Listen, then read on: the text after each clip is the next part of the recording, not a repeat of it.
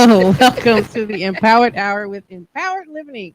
It's your girl Athena, and I swear, like every time we have Sorry, an I wasn't intro, ready. and I wasn't ready. you scooting all close to me, what is happening? I was trying to get in your in the corner. Okay, well, yeah, You didn't want to be close to me. not today.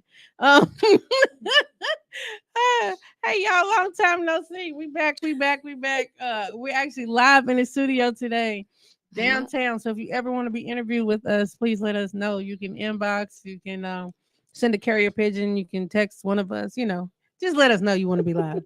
But Not a carrier pigeon. Because people just got those on deck. Like, yeah, some people do. Somebody might be like in a Mike Tyson mode, be like, here's a oh, pigeon. But anyway, how you doing, girl? I'm fine. Getting over whatever this bug that's been going around the city. I'm getting over it. Well, So, I'm glad you over it because I definitely would not be I sitting this close to mean, you. if I still was contagious, you would have been the got it at this point. So, No, you see me. I seen you yesterday, You did. but yeah, I mean, as much as you cool now. I don't want your germs, okay?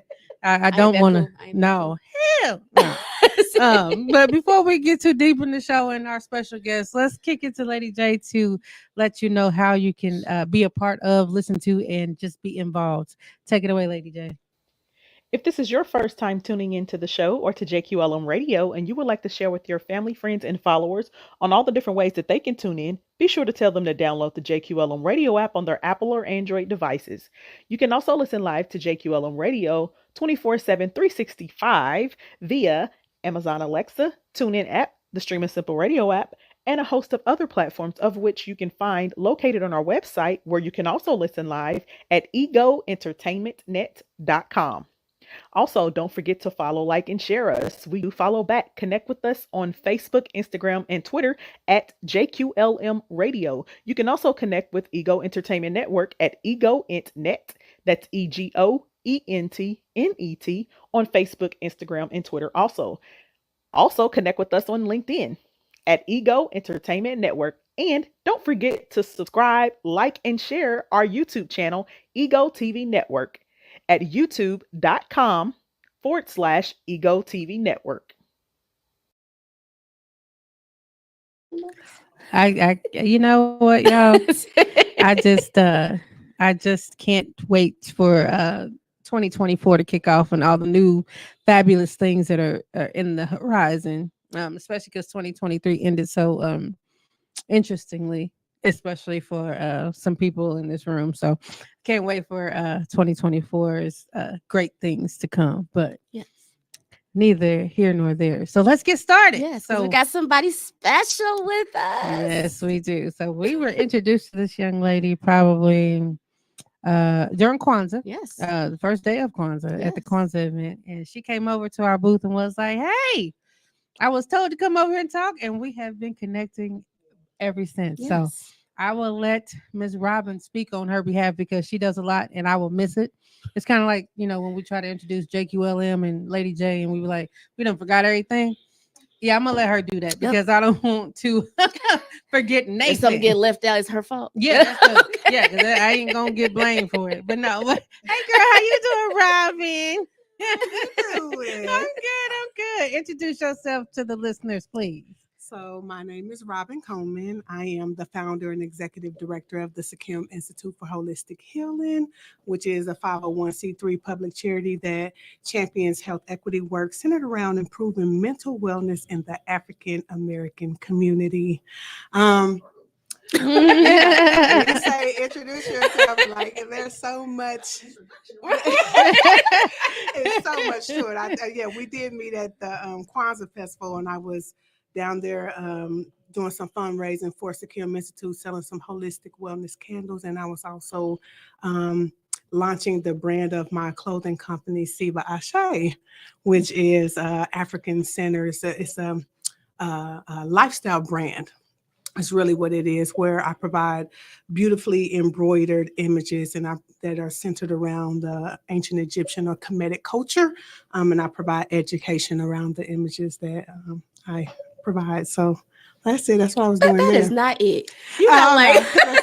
I got several things going on. Okay, so I'm in a space with a bunch of beautiful black excellent women who are humble, and so I'm trying to keep up the spirit of that humility. We are giving you the space to yes. speak on your behalf. So Okay. speak. Just humbly brag. Okay, humbly bragging. Okay, so I wear many hats. I also have a diversity, equity, and inclusion consulting company called Innovative Diversity, where I provide consultation, strategic planning, leadership development, centered around all things related to DEI. My background is nursing. I've been a registered nurse for almost 15 years, serving in community and public health, maternal child health. And so a lot of the work that I'm doing under Innovative Diversity centers around health equity. And program planning and assisting organizations with their health equity initiatives. So did I leave out something? I feel like it was one more thing, or am I tripping? Oh, Sakim is it too? Wait a minute, I started with that. Wait a minute. I did, but I didn't talk about Sakim. Okay. So since you want to speak specifically Yes. on Sakim, tell everybody what Sakim means and then what you do specifically with Sakim. Okay, so a quick backstory to that. Doing health equity work, I was privileged to go to Egypt in my journey and understanding white supremacy around the world and how it has impacted Black Americans. I went to Egypt in June of 2022 and was so inspired by what I learned about the culture that we historically don't learn, definitely are not learning in the education system, and how much propaganda is reported about the Kemetic culture. And so anyways, I went to Egypt, learned about my ancestors, and was inspired to figure out how can I start implementing these things, some of the learnings and the practices of healing through with my community. So Sakim actually is the Kemetic or the ancient Egyptian word for healing. That's what it means. And so what we do at Sakim is provide education and access to holistic interventions for your mind, your body, and your spirit. So we're talking about total body wellness with natural remedies. She just make it sound like, oh, we just do this. And that's it. And when we first met her, well, the second time we met her, she whipped out her book of all the stuff that she do. And we like, oh. Yeah, so perfectly bound book. Right. It wasn't no kitchen binding. Right. You felt real. Like you needed to step your game up. Yeah. I looked at a binding machine as soon as I left. I really did. Silly. No. So with Sakim, what we center our framework on is the 9 domains of wellness. And so that's mental, emotional wellness, physical wellness, social, relational wellness, environmental wellness, career wellness, financial wellness. Am I leaving out something? I say something. Wait a minute. Social wellness. I had to do this, y'all, because I had to keep up. Okay. So we got emotional wellness, we got physical wellness, we have wellness, career wellness, financial wellness, environmental wellness, intellectual wellness, which is something that people don't talk about all the time. But intellectual wellness, and I think that's it. I might have lost track again. I think there was one more, but Is there one more? I can't remember. We'll just have people go directly to your website. To the website. Yeah, yes. Go to the website. Hey, listen, I am the founder, but I am allotted grace. Yes, you are. To be able to forget sometimes. And so, anyways, under our physical wellness program, we want to focus on bringing yoga and exercise activities in a group setting. And we also want to provide some education around nutritional wellness and offer healthy recipes and cooking demonstrations. And with intellectual wellness, I wanted people to have access to do things that build their brain, like reading and playing chess and, having strong intellectual conversations that challenge people to critically think. All those things ward off Alzheimer's and dementia, right? Mm-hmm. So we want to be able to build our brains and expand our knowledge base through environmental wellness. I learned about grounding and forest bathing and, thinking about how important it is for us to preserve our environment for future generations to come. One thing that I learned while I was pursuing my master's in public health was that we're destroying our environment. And within the next few years, I'm going to say few, because I mean, 2030, 2050, that's right around the corner. I mean, literally, it's right around the corner. If we continue to destroy our environment, it's projected that we won't be able to sustain life on Earth. Right. So, yeah. So when I grew up, I'm just going to keep it real. I'm a very authentic, transparent person. I grew up in the hood, and, littering was just the thing that a lot of people were doing. They still do, unfortunately. I know they do it. And as a young person, you grow up and you seeing that like around you all the time. You're not mindful about like what it's really doing. It's not just getting rid of your trash, but like what happens when you litter, you clog up sewers. I mean, just all those things or whatever. So I want to teach definitely children to be mindful about taking care of their environment. I feel like I've been talking. Oh, you're fine. Because I mean, even while you were speaking on that, I mean, it brings me back to my childhood because I never was a litterer, but people around me always were littering. And it wasn't until I got my 15-year-old job where I had to clean up the streets of downtown.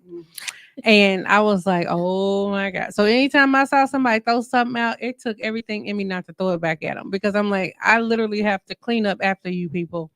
And after doing it so much, and after that whole, especially that first summer, I was like, oh yeah, no, this is not. So anytime I see somebody littering now, it really makes me mad. And then also my grandmother, I grew up in the hood too, but my grandmother's street, it was where it used to be swampland. And so she's at the bottom of the hill of where that area is. So it was more swampy down there.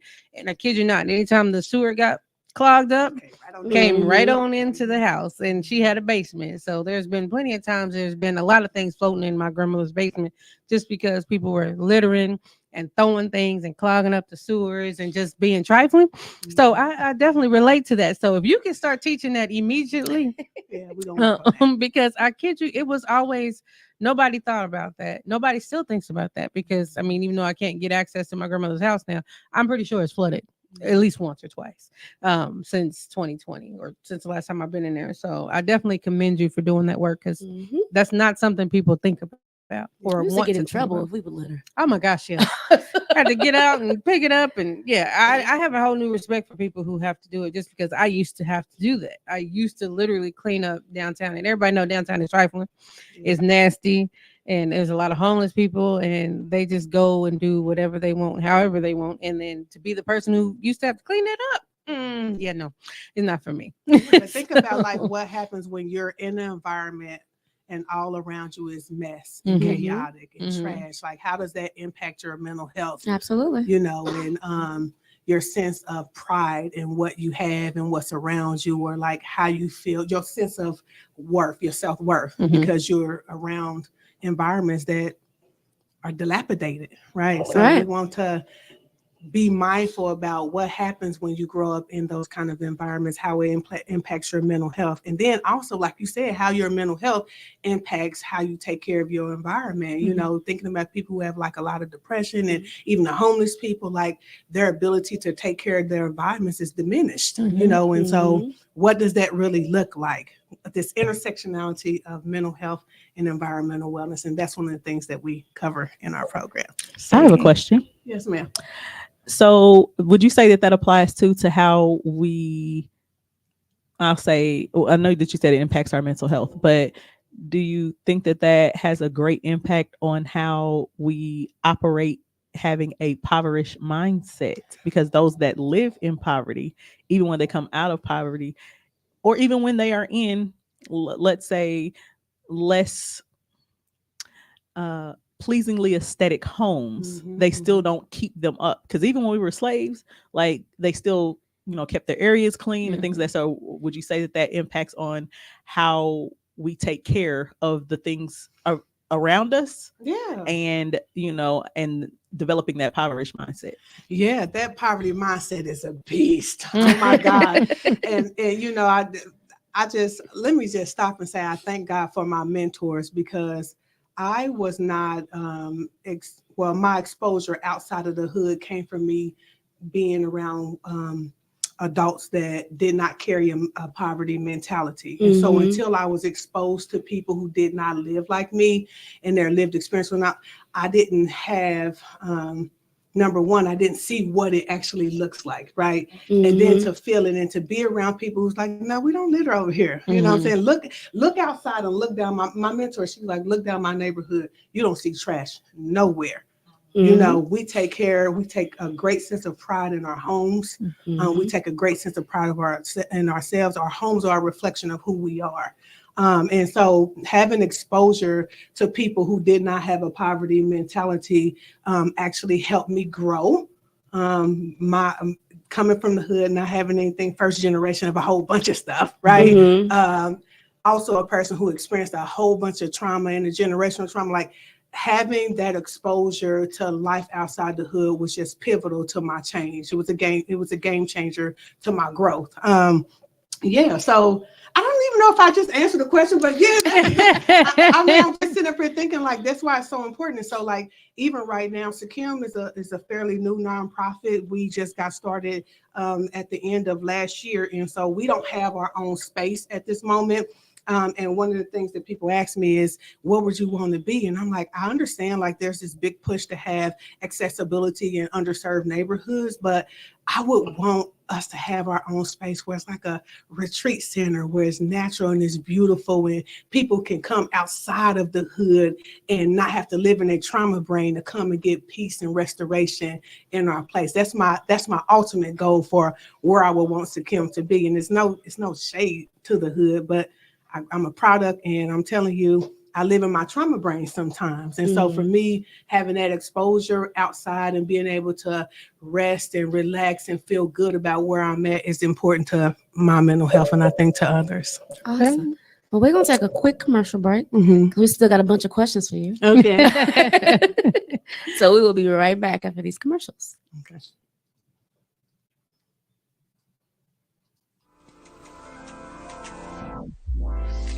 Did you know JQLM Radio provides media services like voiceovers, radio advertising, video flyers, and other audio and video services? Contact JQLM Radio today for your brand promotional needs at 317-886-0296 or email jqlmradio@gmail.com. JQLM Radio, real voices, raw entertainment, and relevant topics. Track What You Did by CXNST on SoundCloud.com/Official Lopez. Music promoted by FreestockMusic.com. Would you like to advertise your brand, product, service, or event to hundreds of potential clients and guests with direct links to inquire and shop immediately? Well, advertise with Ego Magazine, the hottest bi-monthly digital interactive magazine around. Your ad will include clickable buttons that lead directly to your service or product for the interactive experience. Half-page ads are only $15 and full-page ads are only $25. Did we mention that your ad runs for 60 days? Advertise with us. Ego Magazine, a division of Ego Entertainment Network. Visit www.egoentertainmentnet.com. That's www.egoentertainmentnet.com and complete the form while you're there. We look forward to promoting you. Track Try Me by Arulo on Mixkit.com.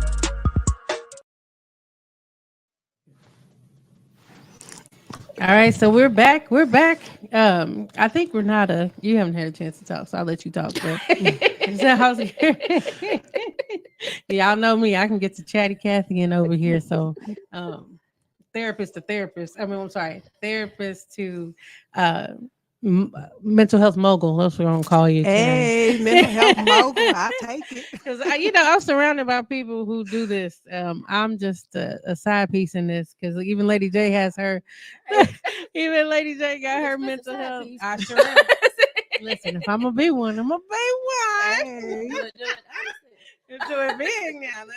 Listen, no, because even Lady J is in the mental health field. I mean, I am learning. You own a mental health I practice. but still, I did not take all the certifications and all that learning that y'all did to get to this Okay. point. All I'm right. just a side piece in it, and I'm learning as I go, and I'm learning a lot. The intake person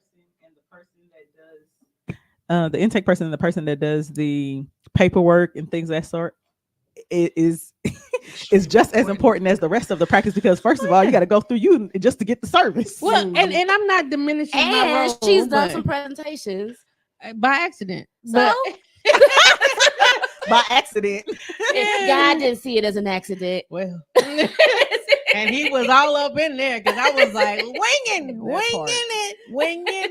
it. You still are a public service professional, a Yes. public I health am. professional. I am. I just got to watch what I say. That's And right. I did not give my disclaimer today for 2024. Anything that I say is not a reflection of Empire Living Inc.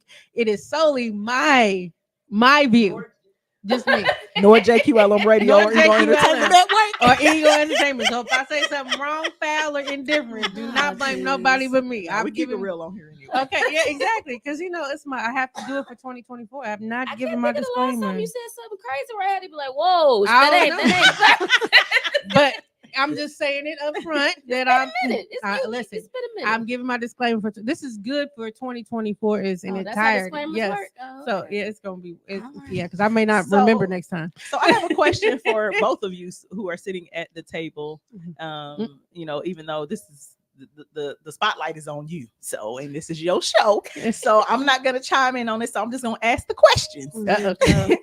So we talked about before the break what you were saying having an impact on a impoverished mindset, and you were saying how until you were exposed to people who lived in other neighborhoods outside of your neighborhood where there was poverty, myself included, you did not know, or you did not know what that was like or what was required and things of that sort. So can you share what steps did you take, practical things that people can do to help them change that mindset? Because even sometimes you say you move out of the hood, but you can't take the hood out of the person. You know what I'm saying, you move out of poverty into, I'll say, financial stability or wealth, and yet you still have a impoverished mindset. And then some people take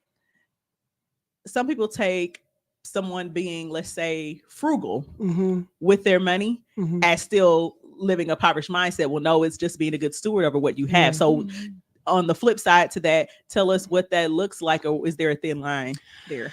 Well, it's definitely a difference between being frugal and being cheap, and then just not really having it. So before I am not rich.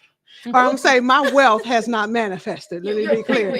I am pre-rich and I'm waiting on my wealth to manifest. But I am a strong proponent of beginning with the end in mind. And so the first thing that was important. Say that again. Girl, say that again. That was profound. I begin with the end in mind. I like that. Y'all heard that? That's extremely important for all things related to goal setting and accountability and like creating a vision and a path, because you can have a vision, but it won't get anywhere until you have the path for how to actually walk it I know out, that's right. Strategy. Strategy is everything. And so I'm going to tell you what I think is extremely important to having a growth mindset, or just changing the game with your life, period. It starts with who you surround yourself with. Absolutely. So my mentor told me a long time ago, you are the sum of your top 5 friends. And I remember, like, what exactly does that mean, right? So this is back when I was rough. When I was saying I was rough and Coleman. No judgment. Yeah, you know what I'm saying? I was rough. When I tell you I was from the hood and doing everything that you see out there, that's just what I was doing. And I remember, I'm just going to even be honest, even thinking about this ties into poverty mindset. When I used to smoke weed, I'm just going to be honest, I used to smoke weed a lot. And I remember it came a point in time where when I lost my job, I would call people that I knew would have weed for me to smoke, just so I could smoke that weed, because I didn't have my own money, right?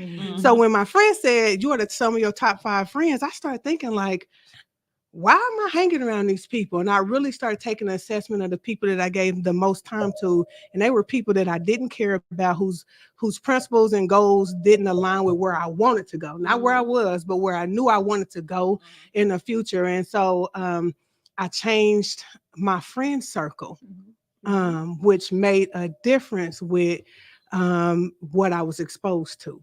And I just believe in not sharing space with people that I'm not inspired by. If I can't grow with you or you're not growing from me, I don't waste my time on you. Time is valuable. That. I was just telling somebody yesterday. I don't care what type of relationship it is. It's a friendship, a romantic relationship, a kinship, a business relationship.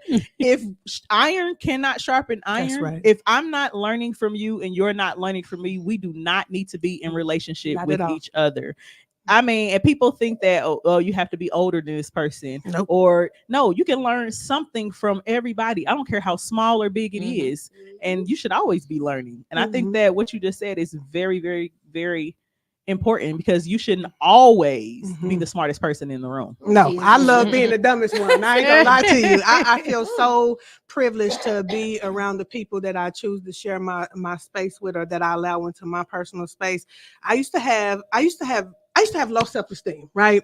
Really bad. And because of that, I tried to be what everybody else wanted me to be instead of being like who I really was authentic. Well, part of that, you don't know who you are when you try to fit this mode of wanting to be what everybody else wanted you to be. But I used to like keep people around me because I was people pleasing, you know, and once I changed the game with, you know, what does it look like to be around people who have a growth mindset, who actually live the life that you want, you know, and then those people, when they value your personhood, they're going to pour into you and help you elevate yourself. And so I intentionally surround myself with people who have the lifestyles that I want. And it ain't just like riches and wealth, the house, the car, whatever. It's the mindset. Character is just so important to our how they growth. Carry themselves, how they behave, not how they interact with others. Absolutely. And not having that poverty mentality, because you know, you can have a rich spirit but a poverty mentality and you ain't going nowhere. I know that's right. It's like being a public success and a private failure. I'm just saying.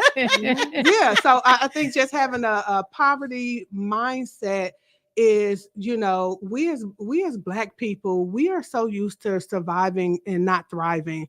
And a lot of times we have this crabs in a bucket mentality, whether it's intentional or unintentional, because both of them do happen. They exist, you know, and so, but because we are so used to being in lack, that a lot of times we are so comfortable with that when, even if we desire to pursue our better, we resist. It's almost like sometimes like a self-sabotage, you know what I'm saying, of pursuing our greater, because we're afraid of what it really looks like, or we're afraid of what the work actually looks like to get us there, or we're afraid of what we have that we know ain't the best for us, but we don't want to lose what we got while we're trying to pursue our greater. Like we have all this fear that's confounding like our keeping us stagnant on being able to move forward in life. And part of that is that poverty mentality that you're speaking about. You know. So how did you move past the things that you were afraid of? Because it's a step process. It is. And we all still work on it. You know? I started off with fake it till you make it. That was where I started. I remember, you know, like I said, I used to have low self-esteem because I used to get teased. I was a big girl. I was dark skinned. I had the quote unquote nappy, but we know it's not nappy. It's actually curly. I have a tight curl pattern. That's what I got. And so anyways, I used to get teased all the time for being a big girl, for being dark skinned, and for having this tight curl pattern. And I remember the moment that I said, you know what, it doesn't matter what somebody think. I have beautiful features. And whether you think they well put together or not, I don't give a damn. Excuse my language. But you can say damn. I don't care. So I used to stand in the mirror naked And I would just look, even if I didn't feel beautiful, I would just tell myself, like, you have beautiful milk chocolate skin, and look at your high cheekbones. You have a beautiful smile and pretty teeth. And, even this hair that I had to Her grow teeth in. are straight and pretty, just so y'all know. For those of you who are listening to you, Very, very nice. You had a good dinner plan and good jeans. Yeah, you know what? Thank God, But I did. I used to stand in the mirror every day and just tell myself that I was fearfully and wonderfully made, and like, what does it really mean to be the apple of God's eye? Like, and I really like sat there and I internalized, oh my God, I feel myself about to cry. I got Kleenex. I just remember the moment where I accepted me fully for who I was. And, once you let go of other people's perceptions about you and trying to people please and all of the shame and the guilt and like all of this other stuff that impacts our ability to see ourselves fully for our own potential, like, you let that go and you just ready to soar. And it's like, once I saw myself, I was like, first of all, you have to be careful, because I will tell you, all those ones who teased me, I was ready to let them know what I thought about them. And they looked at me. I'm like, you can say what you want about me, but feature for feature, I'm ready, set, go. But anyway, but anyways, I just did. Once I really understood what it meant to be fearfully and wonderfully made, that God crafted me. He was careful when he's fearful. He's careful. He thought to put great attention and detail to every feature, whether anybody else like it or not. God said I'm beautiful. God said I'm the apple of his eye. So, and that's good. That's real good. I teach in my course in bounce backology. There's a session where they learn how to build what's called a strength wall. And when my children were younger and I was going through the same thing, people used to come into my home and they would see a whole wall just full of scripture and affirmations and positive things. They were like, man, where did you get this from? And so that's what God gave me when I was going through what I was going through. So that's what I passed down. And when you wake up in the morning, I don't care if it's above your bed, in the living room. Right now, I have sticky notes all around my bathroom mirror. And so when I go in the bathroom every morning and brush my teeth and wash my face, I have to look at that every day. And when you start speaking that stuff into yourself, you start to believe it, and then it starts to manifest, because then you start to your actions start to follow, and so, you win the battle in your mind and your actions follow. You lose the battle in your mind, your actions will follow. So I think that was awesome that you said you just stand in the mirror and say that to yourself, and speak that into yourself. And a lot of people think that, and when I remember telling somebody to do that, I was like, oh, that sounds so stupid. Or why would I? But you'd be surprised, because it's the exact same thing that happens when you're taking in everything that everybody else is saying to you. And the only thing is, they're not a mirror. It's a person. So you're doing the same thing that they're doing, but you're counteracting what they're doing. You're extracting, because before you start speaking the I am, or I see, or I will, and I can, you need to start saying I am not. I will not. You're extracting those things, and then you're replanting so that you can rebuild yourself. So that's awesome. Cast it down. Self-fulfilling prophecies. Yeah. And even when I think about how it tied into a poverty mentality, once I was able to like really tap into my God consciousness, I just started getting downloads, and I had a supernatural experience where God took me up and I was watching my life. I remember just sitting. I knew that I was up watching. I was laying on the couch, and I had been crying for like 4 hours straight, because I experienced, I had got raped by a coworker, and then that had like sent me somewhere. I was just in a really dark place, and just feeling like, God, you got to have something better for me. Like this can't be it. And I opened myself up to my God consciousness, and I was taking up, and I knew, of course I couldn't see God, but I knew it was God that was sitting next to me, and I was just getting like information about my life, and I was seeing visions of my life. And I just knew that I was just destined for greatness. But I also know that even when God gives you revelation about where you're being taken to, you still have to walk it out. And so, I just was like, God told me that prosperity was going to go before me everywhere I went. That's what it was. Prosperity was going to go before me. Ever since I knew what the word philanthropy meant, I said, God, I want that kind of money. How can people have that kind Yes, of money where all they yes. doing That's is just different kind of giving it money. away? Yeah. Like, It is. that's a different kind of Yeah. feeling. And I Yes, said, I'm going yes. to be a philanthropist. I ain't made it yet, but hey, listen, what Me keep- either, girl. on the way. Me either. We on the But same I page. just believe that God is going to bless me to have the kind of money where I can pour back into people. Like Yes. that's all I want to do. Of course, I want to enjoy some of that wealth, but I'm just saying, I want to pour back. Multiple things can be true at the same Yeah, time. that's right. Exactly. And so Right. once I knew that God said prosperity was going to go before me everywhere I went, I said, I have to walk this out. God is not going to, I'm just not going to sit there and wait for prosperity to come. And so it's, for me, it's all about positioning yourself. So not only do you change your circle to be people who can inspire you, who can motivate you, who can pour into you to get to the next level, but you also have to be very strategic, understand where you're going, and develop a strategy for how to get there. You got it. You have to have a plan. That's right. And then within that plan, you also have to plan for the barriers, right? So is this a barrier you can go over? Oh, I'm sorry. Can you go over it? Can you go around it? Can you go through it? Or if it can't be removed, is it something we still can work on? Can we table this for later? Or do we just need to say, you know what, that ain't working. We need to go another way. You know what? You just said something. So I'm a you just said something that actually, and it's from a spiritual aspect. And so I think it's important to not only position yourself, but you also have to know what season you're in. Because to life, there are seasons, and we have to stop thinking that every year is our season, because it's not, or every month it's our time, and it's not. So you have, there's a season for testing, a season for sowing, a season for reaping, a season for, for lessons, for blessings, and all of that.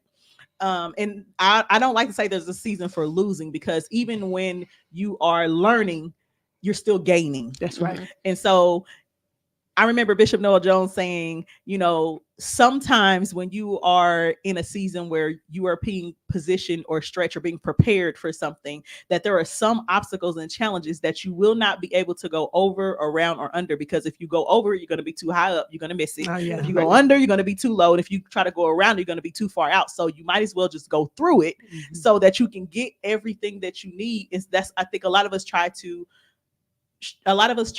take the quick route, and we forget that even though you may obtain that thing in a short amount of time or for that moment, you won't hold it long, or it won't be sustainable. Right. And so it's the same thing when you're preparing a meal. You can microwave a meal, but you're only going to be able to eat on it one time. Right. If you prepare a home meal, 9 times out of 10, you're going to have some leftovers, and it's going to taste better. It's going to be better for you. But it was a lot of time that went into that. However, it has more substance, right? And so I think that that's important when you say that while you do have to properly position yourself, you also have to know what season you're in, and you have to understand what type of barrier it is. Is it something that you have to go through?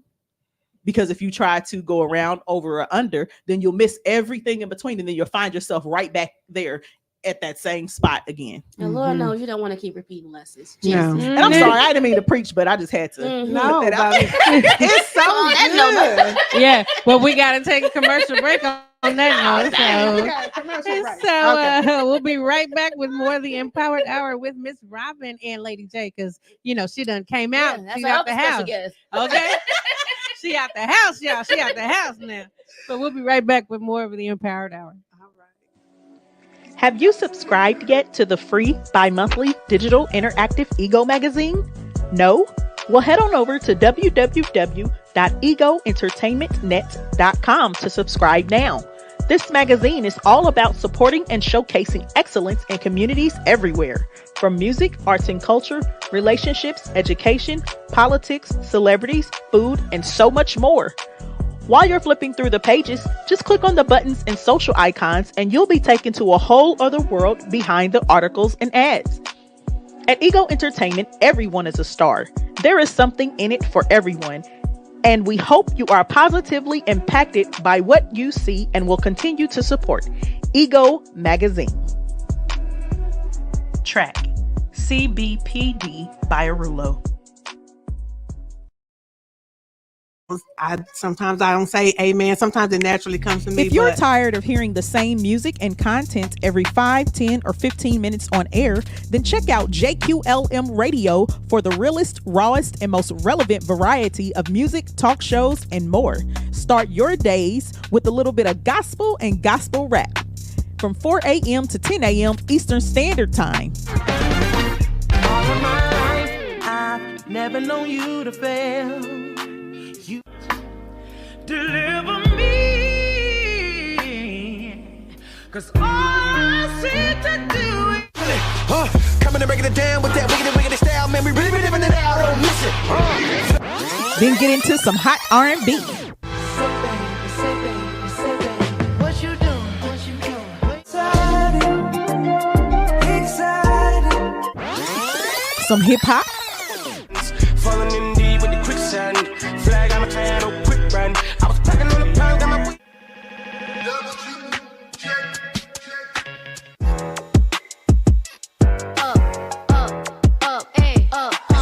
Look, once upon a time, and I heard that. A little bit of pop.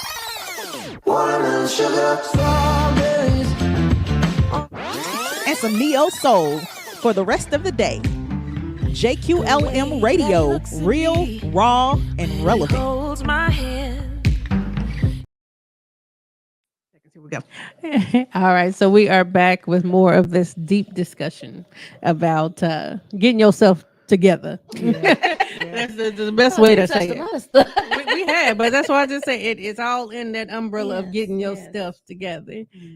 One thing that we want to go back to what Lady J said, but the thing that always rings clear in my head is that it's never going to be a quick process because we didn't get this way overnight, as Ranada says a lot of times in her teachings, but we didn't get this way overnight. Why do we expect to be healed or fixed or everything to work overnight? So I definitely want to encourage people to stick and stay, because if you don't stick with it and stay, you'll never know what the outcome will be, even if it takes 10 years, 7 years, because everybody knows, who's ever listened to the show, I still struggle with a lot of things as far as, self-esteem or feeling worthy and all that jazz, but it's a work in progress. And I didn't get this way overnight because, like you, Robin, I was teased so much all the time. It was because I was developed too quick, or I had this, or I was always friends with all the dudes in school. Me too. And like I was everybody's homie. Like boys ain't as messy as girls. Amen. Well, Amen to that. Amen, They amen, just ain't amen, as amen. messy. I'd rather have male friends all day long. they are a different kind of They messy. can be. They different kind of, but You got to watch yourself. it's a lot less though. It's not It's not a lot of cattiness and jealousy, though. Yeah, they don't care. That's right. They treat you like one of the fellas most of the time, and I Yeah. think that was part of the problem with me because I was such a tomboy. But I definitely want to encourage people who are struggling with things to just keep going, because it's you're always a work in progress. Every day you live, you're supposed to learn. So learn to love yourself more, learn to do more, learn to be more. But anyway, I'm off my soapbox.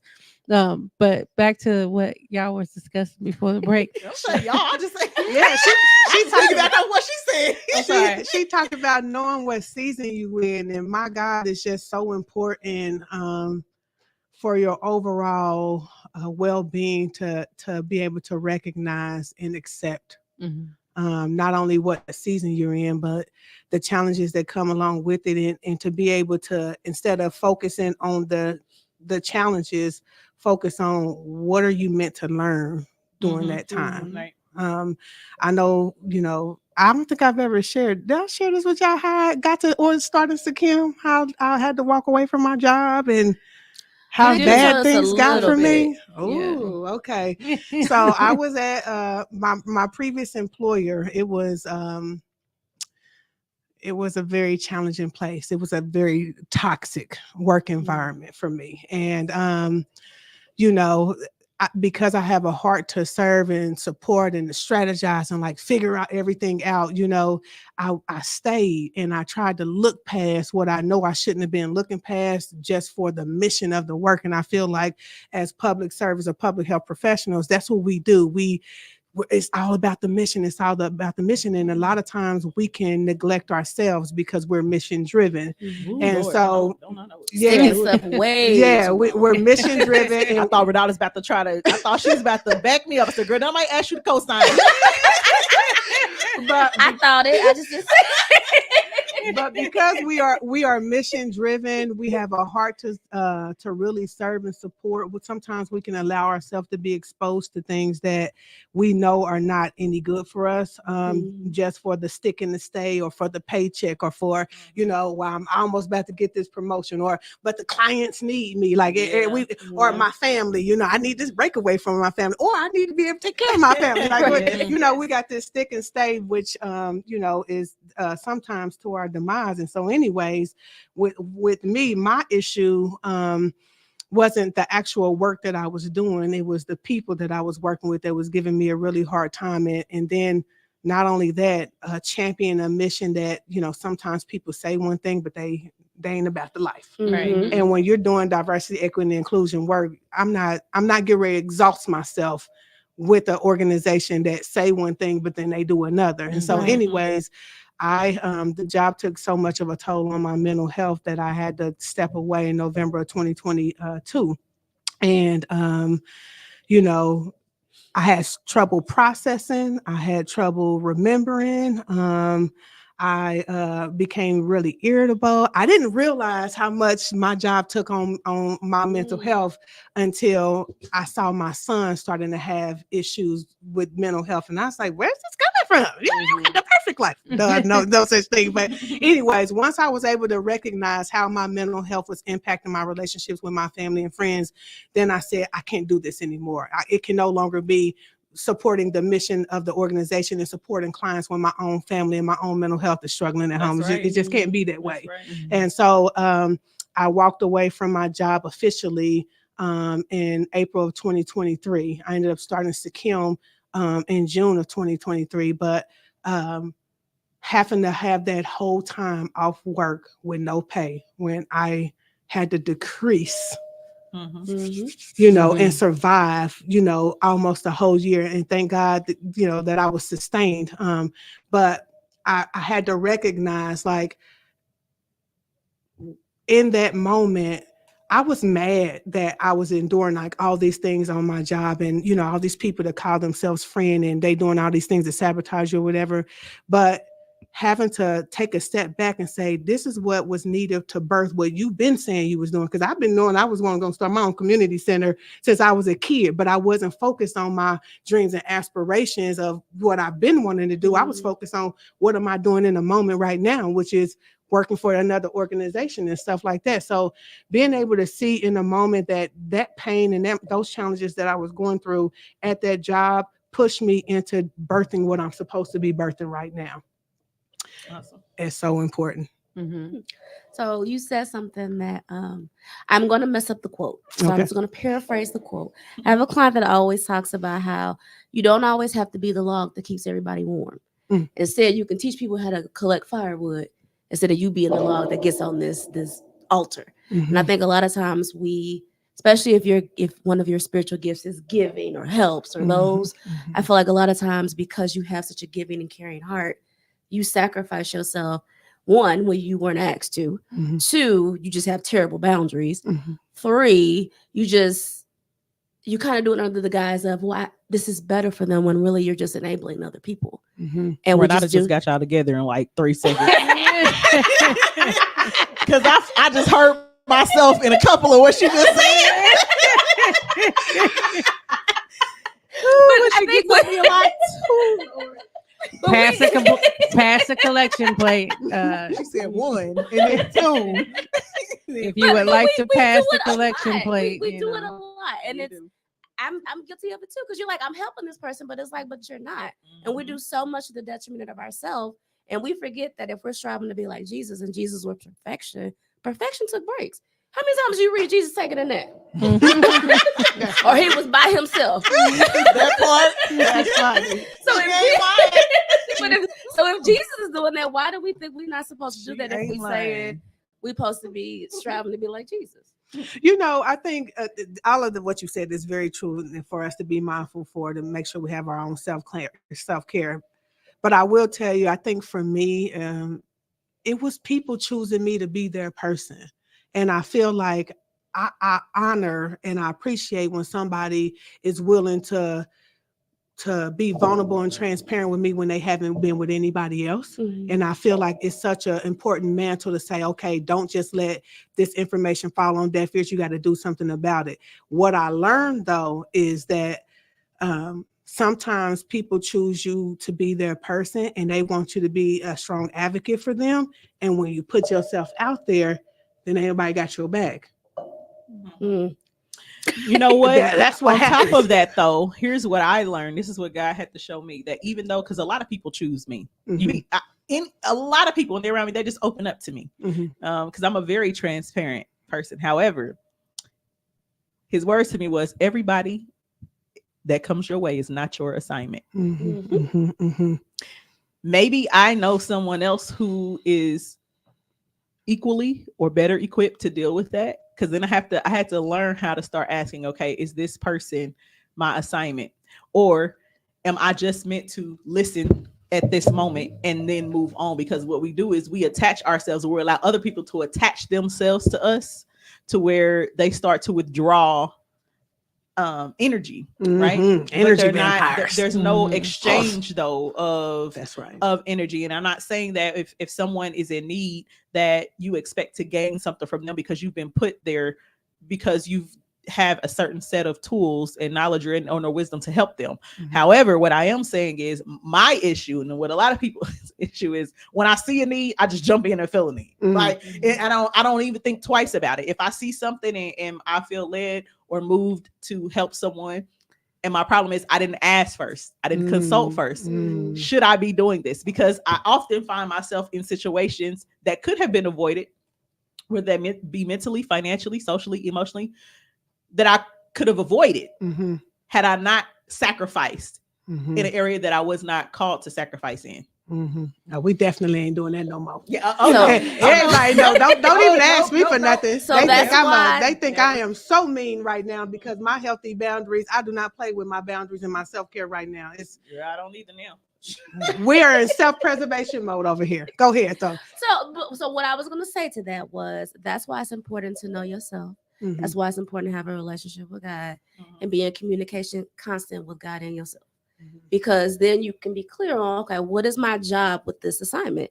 Is my job just to listen? Is it just to connect them with somebody? Because like you said, sometimes we do way more than we were supposed to do. And then we surprise, how did this happen? It's like, well, your job was just to listen. Now this person living with you. Like, that's not what's supposed to happen.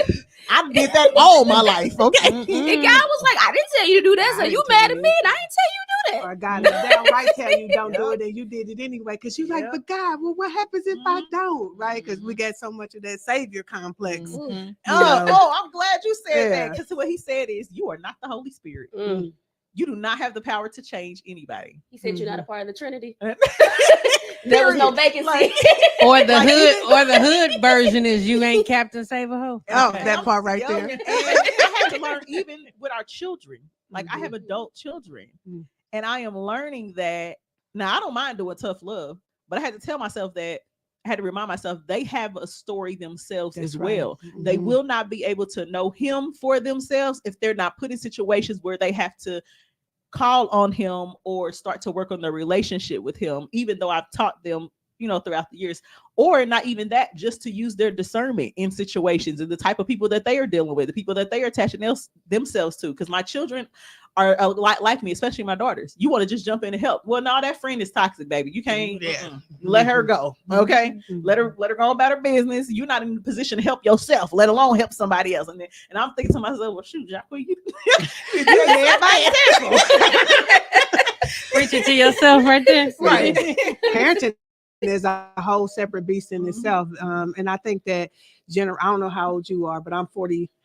I'm 42. I'm 40. I was going to say I'm 42. Everybody in this room is in their 40s. Okay, well, I turned 43 in May. But anyways, I just recognized, like, when I understood, like, what does it mean to be a helicopter parent and a snowplow parent, like, I recognized that was what I was doing because, the generation before me, or at least those caretakers that were in our circle Mhm. kind of dropped the ball on some things. And I Mhm. feel like with our generation, we like, okay, we got new information that they Mhm. didn't know about. Mhm. There's a different sense of safety because there's promotion of mental health and, you know, all this other things that back in the day when our parents was coming up and our grandparents, they was told, you keep people out your business, you don't do therapy, you don't do X, Y, and Z.